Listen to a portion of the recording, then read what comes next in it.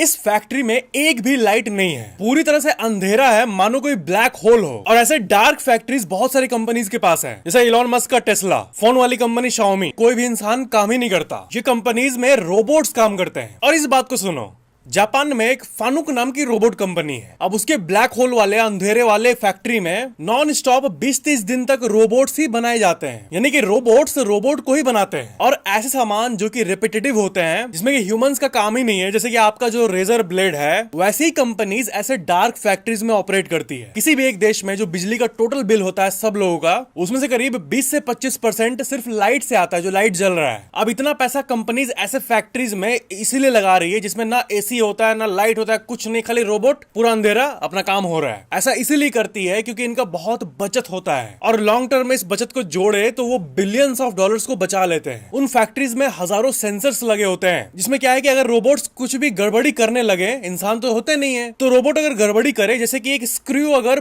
0.1 millimetre से भी हिल गया तो वो पूरे चेन को खराब कर सकता है, पूरे प्रोडक्शन चेन को। तो 1 मिलीमीटर स्क्रू घसक जाए, उसके पहले ही वो रोबोट्स अपने आप को ठीक कर लेते हैं एआई की मदद से। और एरोप्लेन पार्ट से लेके माइक्रो चिप्स जो कि कंप्यूटर में होते हैं, सब कुछ बनते हैं इन स्टोर्स में। यानी कि हम लोग जो डिस्टोपियन फ्यूचर की बात करते हैं कि इंसान होंगे ही नहीं, फैक्ट्रीज में रोबोट होंगे, ये चीज बिल्कुल सच होता हुआ दिख रहा है भाई। और इन सब चीजों का ड्राइव मोटिवेशन क्या है?